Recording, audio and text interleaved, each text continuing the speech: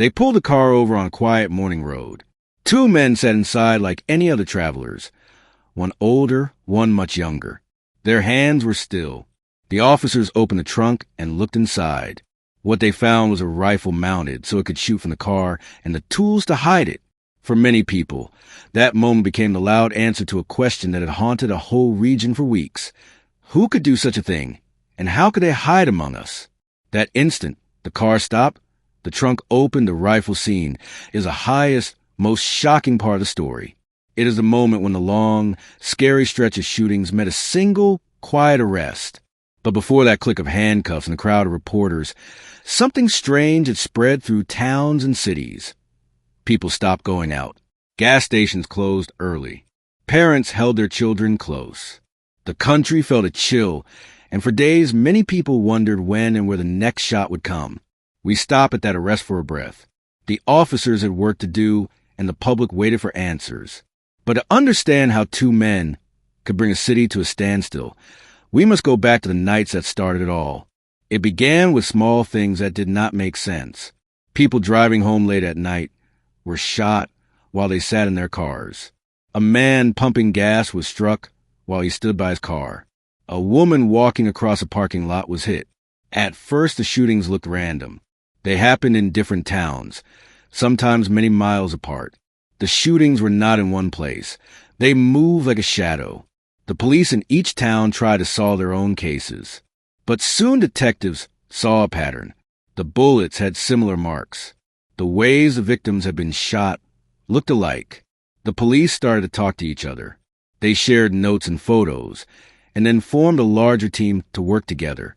It was not easy. Each department had its own rules and its own busy days. But the shootings moved fast, and the cases had to move faster. People who lived in the area noticed subtle changes in the world around them. Streets that used to be full at night became quiet. Parents stopped leaving children alone in the yard. People watched cars slowly pass their houses and felt afraid. A simple trip to buy bread felt like a risk. That fear is hard to describe.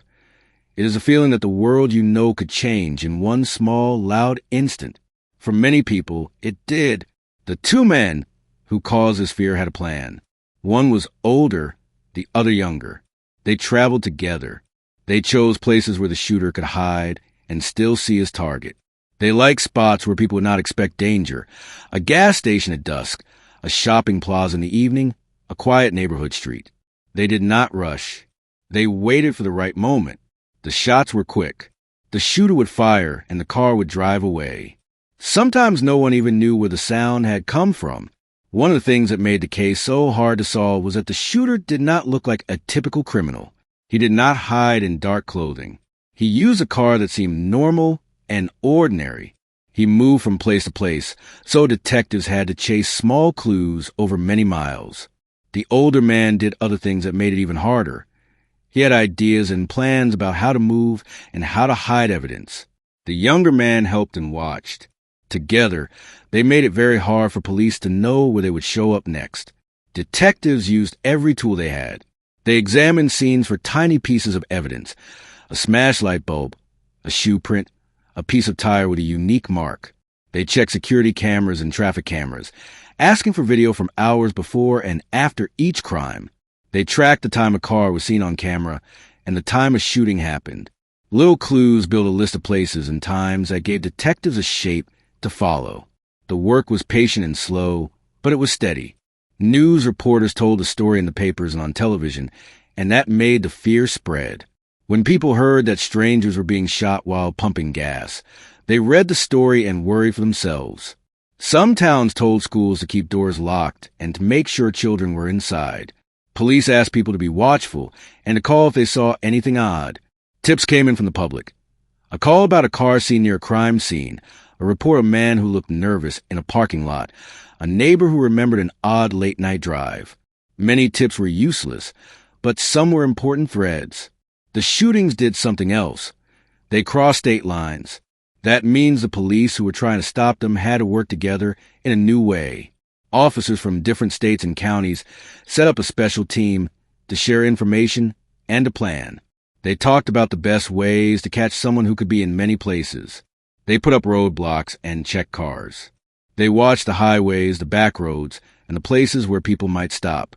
They used maps and lists and long nights of watching. The people who were in danger did not always see the danger coming. Some victims were in their cars talking to friends. Some were walking to the store with a list in their hand. The attackers picked moments when people were most relaxed and unprepared. That is part why the whole country felt so cold. The usual places of comfort were suddenly risky places. One skill that helped solve the case was careful detective work around the suspect's car. Officers looked at every car that might have been near a crime scene and examined tire marks and car parts for signs. They compared paint chips and scratches. They learned that the shooter used a car that allowed a rifle to be hidden where it could be fired from the trunk.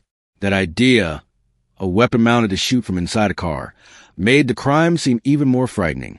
At the same time, the shooters did something else that made them easier to spot, in a way.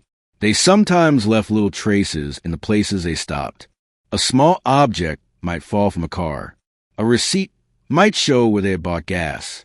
These things were tiny, but with many tiny things, detectives could build a long list of stops that the men had made. The investigators matched those stops with the days that crimes happened. Slowly, a path began to appear on the map. People began to talk about safety in new ways. Businesses put up more lights. Workers took turns watching the parking lot. Families changed plans and met during the day. The shipping of fear also showed how a crime can change a whole community. When an attack happens, it does not only hurt the person who is attacked, it changes how a whole town sleeps and shops and plays. The special police team had many late nights. They followed tips, they checked cameras, and they read papers full of names. One clue came from an unexpected place. A small note or a scrap of paper, or a witness who had seen a car with a strange object in the trunk. Little by little, those pieces added up. Detectives drove to houses. They knocked on doors. They asked for names and schedules. Some leads were dead ends. Some were breakthroughs. The press called the shooters by many names. People who saw the news called them snipers and spoke about random attacks. The title that stuck, the one that made people shiver, was the D.C. Sniper Attacks, because many of the shootings happened near the Washington, D.C. area, and the case touched many cities and towns nearby. As the task force grew and the pressure mounted, detectives also thought about the idea that the shooters might be nearby now. They added road checks on busy highways. They watched cameras at truck stops and at motel exits. They looked for people who might be carrying tools to hide a rifle. The whole effort felt like a slow net being cast across a wide river. Just when the team thought they had narrowed down the search to a few cars, an extreme event happened that made everything louder and more urgent. A shooting took place at a crowded shopping area, a place where neighbors shopped and workers served coffee.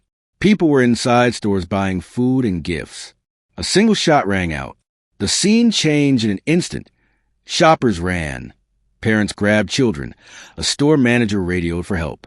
The country watched as live news showed the closed roads and the police tape.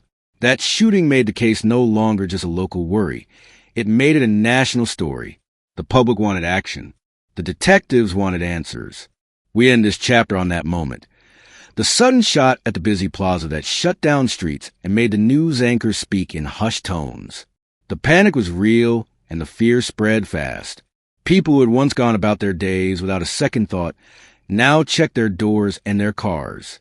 And while the police worked through clues and maps and video, the two men who would later be stopped in that morning car were still moving, still watching, still choosing their next place. When you are ready, I will continue with Chapter 2 and show how detectives followed the trail, how a small piece of evidence broke the case open, and how the long hunt ended when the car was pulled over and the rifle was found.